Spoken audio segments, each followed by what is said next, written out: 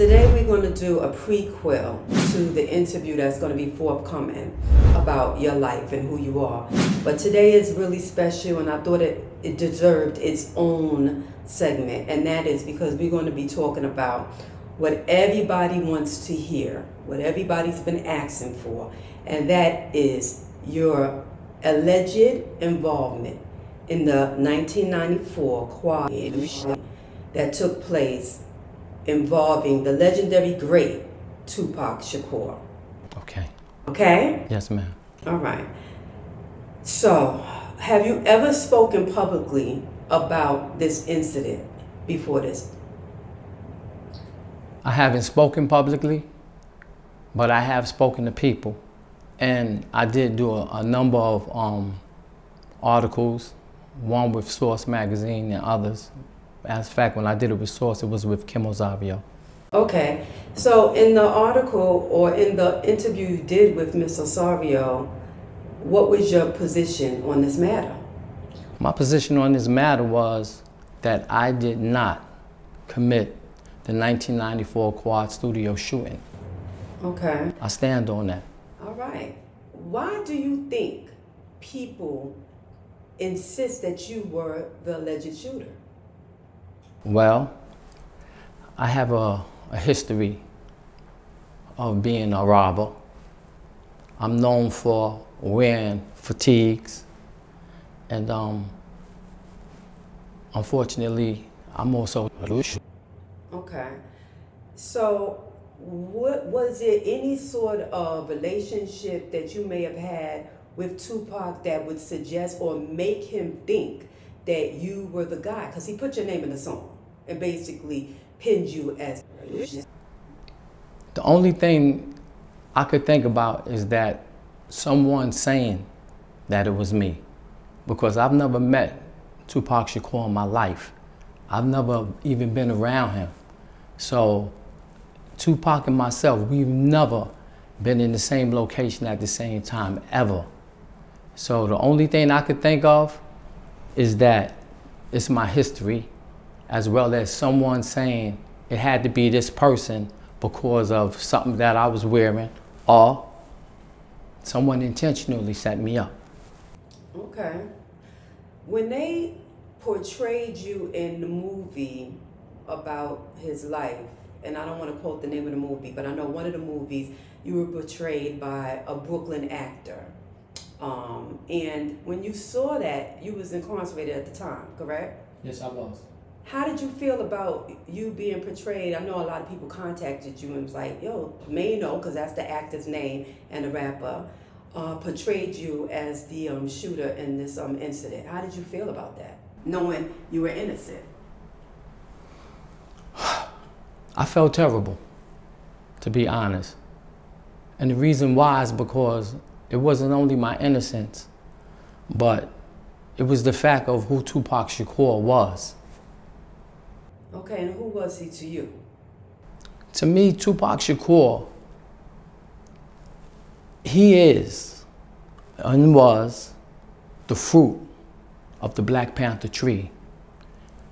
He come from a family of people and a group of people who did everything in their power to save our people. They went out their way to try to make things more easier for all black people in America. And these were college students on the front line fighting for our rights and fighting for justice for us. So it hurted me because even a guy like myself who's in the game would know that to touch somebody like Tupac Shakur is a no-no. You don't violate that. I asked you this before. When you were younger, and we're going to touch on that in the video, the interview I do about your life, who inspired you? And you had mentioned your father because he was in the war, but you also mentioned that you were inspired by the Black Panther Party. And that was why you started wearing or became known for wearing the militant gear, correct? That's correct. Well, when we were young, you know, I'm a 60s baby. I was born in 1963. And there was a lot of conscientious things happening during that time. But for a young child like myself, one of the things that really stuck out was the Black Panther Party. And the reason why they stuck out to us is because they were always being mentioned, and they always seemed to be the people that was on the front line fighting for us. And I had family members actually who were Panthers. And from a young child, I wanted to be a Panther. And so that was something that I wanted, as well as a lot of other young men that were growing up with us before, you know, the contaminations within our community got hold of us. Okay. And so I asked you that because I know it was profound to me when you first told me that, because I was like, why would anyone think that you would harm Tupac? And you really praised the whole movement that his parents was a part of. Like you said, he was the fruit of the seed, but they don't know that about you. And no one knows that, actually. So I just wanted you to be able to express that today in your own words. Because, you know, like they say, what's the motive?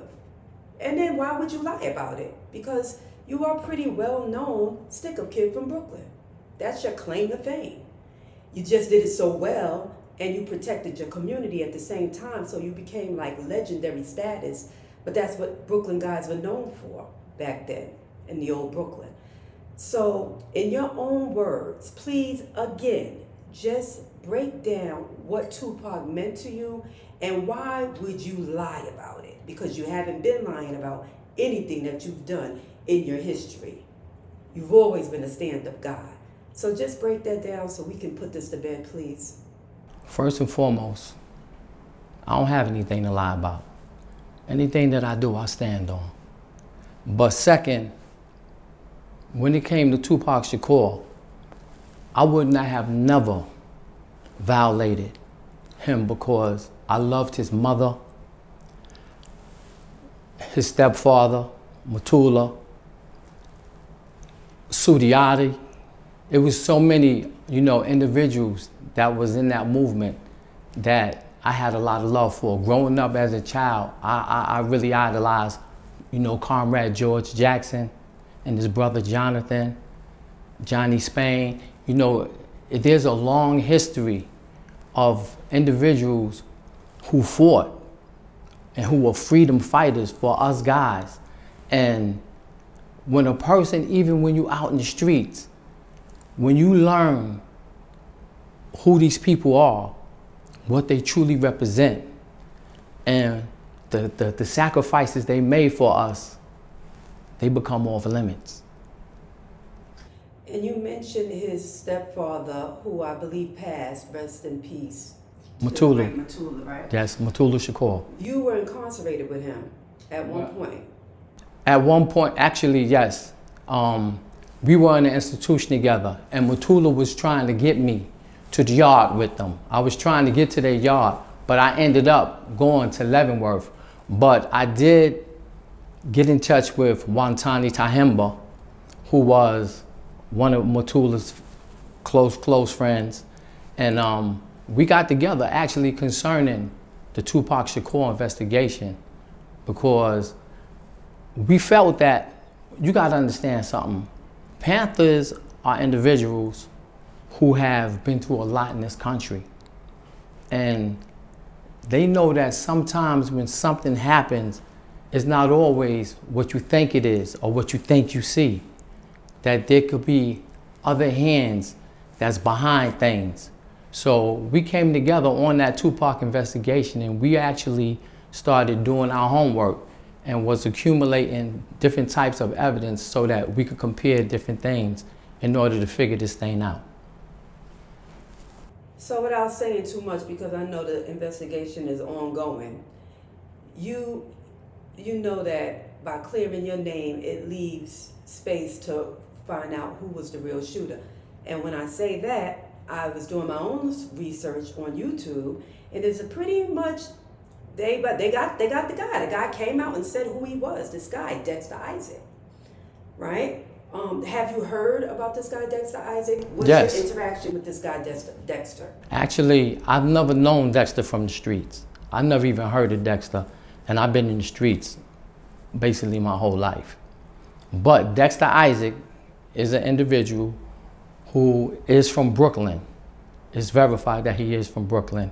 When I was in Leavenworth Penitentiary, Dexter Isaac ended up coming to the institution. And while I was there, some friends of mine told me that there was an individual who would like to speak to me concerning some matters. So when I came, that's when I met Dexter Isaac. Dexter Isaac had told me that another individual that I knew as well as he knew told him to come see me and speak to me concerning the matter. So when Dexter Isaac spoke to me, we had a conversation, and we had a very, very in-depth conversation. And Dexter Isaac came clean, like he did come clean, and he said that he was responsible for that and a number of other things. But Dexter Isaac wanted to help me get out of prison at that time. And Dexter came to me and he told me that he can help me get out of prison if I can help him get out of prison. And I asked Dexter, when you say if I can help you, if there's something I could do to help you get out of prison, I would do it, but what are you speaking about? And Dexter told me that he needed my assistance in helping them get out of prison. And what he needed was cold case homicides. So when Dexter told me that, he wanted me to give him homicides to help him give to the government so that he could get out of prison. I automatically told Dexter Isaac that, yo, I never killed nobody in my life, and I don't know anything about no homicides. And I told him that if you're really trying to help me get out of prison based on the crimes that I was in prison for, just do it out the kindness of your heart. And when I get home, I will do everything in my power to help you get out of prison. But I explained to him that I'm not going to do anything to harm anybody else or to put anybody in jeopardy as far as working with the government. You know, I told him I'm a man, and even though I'm incarcerated for a crime that I didn't commit, I used to be a bad guy, and sometimes in life, that's just how things happen. You'll be in jail for something you didn't do, but what about the things that you did do? And he couldn't really accept that, because he was a really weak type guy. He was really desperate to get out. And, you know, he did a lot of crying about things that when you're a man and when you're a street guy, you don't really cry about. You know, us guys in the streets, even though many of us are unintelligent and we make bad choices and we're foolish when we do them, but one of the things we do know is that when you make a choice, you gotta live with it. You know, I'm happy that he did come clean and verify the fact that, you know, he robbed Tupac Shakur and was involved in that situation with the shooting, and that he came clean and told why he did it and how he did it. But I don't understand why people are still pursuing me. That's what I don't understand. But I have an idea why. For some strange reason, Dexter Isaac is not the person that they wanted to be. Because Dexter Isaac is really not a dude that's a gangster. Well, also because Tupac literally said you did it. Yes. And Tupac did make mention of my name. I saw, because you know I'm the internet sleuth. Right. And I was watching on another program, his cousin, alleged cousin, that was doing an interview on this program, said that he heard that you did it, and he told his cousin, who was Tupac, that you did it. So I guess because he got that information from somebody that was incarcerated at that time, and he said he knew you, and he said he heard you did it. So he, like, if my cousin told me they know somebody that, and this know somebody, and the dude is with him and such, I'm gonna be prone to believe that. So I really would like to reach out to the cousin and get him on our show, because I want to know who told him that. Because this is a bunch of he say, she say. No one saw you do it, and you're saying you didn't do it. The other guy is saying he did it, yet everyone wants you to be this bad guy. And I think that after today, they heard from you out of your own mouth why you're not the shooter, the situation with the Dexter Isaac guy. You explained that because he also had a whole different story on this podcast he was on, where he said that he came to you and pressed you about trying to say that you did something you didn't do, and he made you lock in. Did you hear that one?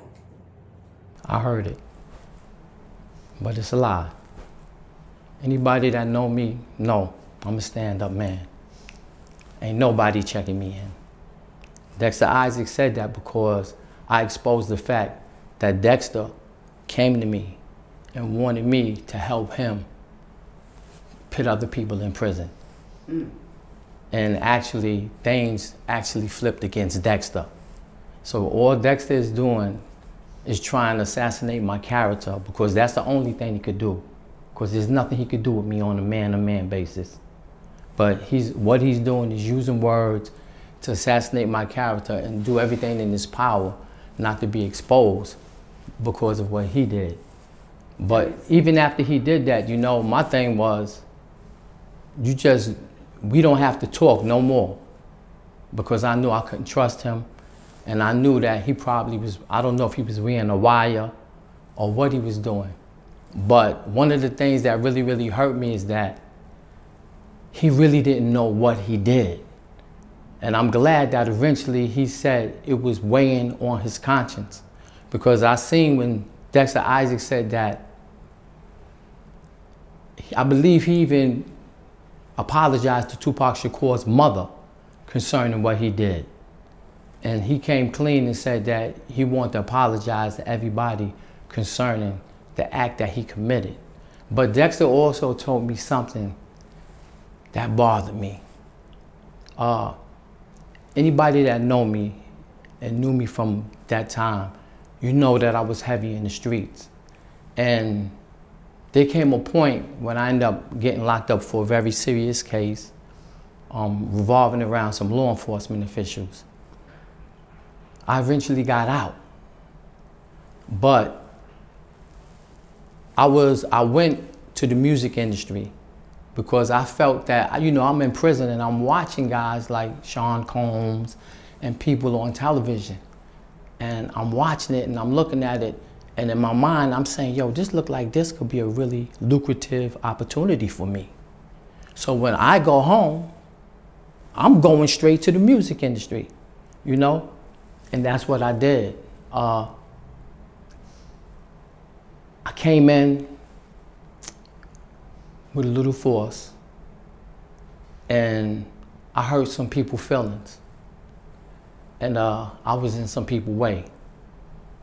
And instead of the people just being man enough to get me out the way themselves, they figured out a way to take me off the streets. And they used some underhanded tactics as well as law enforcement. Okay, that's deep.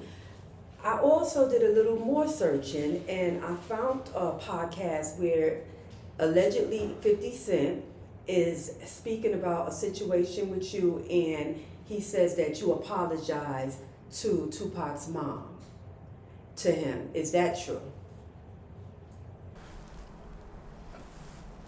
50 Cent may have mistakenly and misinterpreted what that was about.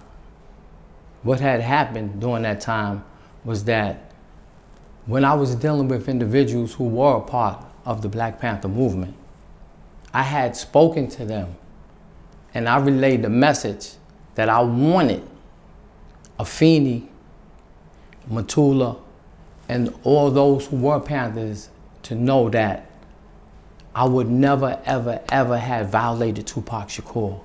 I believe Tupac Shakur was a prolific rapper, a freedom fighter, an individual who loved the people, and that he unfortunately made some bad choices. I believe that Tupac thought that through Thug Life, he was going to be able to reach a group of people that might not have could have been reached. You know, when I go back and think about the Black Panther history, it wasn't gangsters from the street that was picked to be Panthers. It was college students. These were people who had open minds, people who knew how to follow rules, people that was going to get up and go to school in the morning, people who loved and respected their community and their families. A lot of us guys that are from the street and who are considered gangsters, most of us go against the norm. Most of us throw our values out the window. And most of us turn on people, even people that we love and care about. And I think that Tupac Shakur was trying to resurrect, but he used the wrong individuals. The people that he was trying to help, he could have helped them, but you can't become one of them. It broke my heart to see Tupac beginning to act like a gangster, because he was better than all of us. Tupac was the individual that I felt would be the person that would save me down the line, because he was groomed and cultivated and he knew what it took to save a people. But when he got involved with that negative mentality and he got saturated with it, and it got to the degree that he was in too deep. He was in too deep. And I believe the only thing, the result was exactly what it would have been. And I say that to say that anybody, that if you're trying to save someone, save yourself, save your family, and save people that want to be saved. Don't think that you could come in amongst a group of individuals who are profiting off of the misery of other human beings and change their mind. You become the problem. You become the threat. And you'll end up being the person that they're going to try to figure out a way to get rid of. So as far as I'm concerned, Tupac Shakur, he's one of the most prolific rappers and one of the most prolific poets. And I think that he's an individual that so many people felt that even to this day, people dislike me because they think that I may have had something to do with harming him. I need you to know something. I love Tupac. I love Tupac. And I would not have ever harmed him because I knew what he represented to our future. The individuals who did do that, though, I guarantee you, they live in a terrible life, and ain't nothing good going to come out of their lives. Thank you so much, Mr. Johnson. I love this this interview, because now this matter can be put to rest. And I want to say, long live the great and talented, legendary Tupac Shakur. Tupac Shakur forever. Bebo.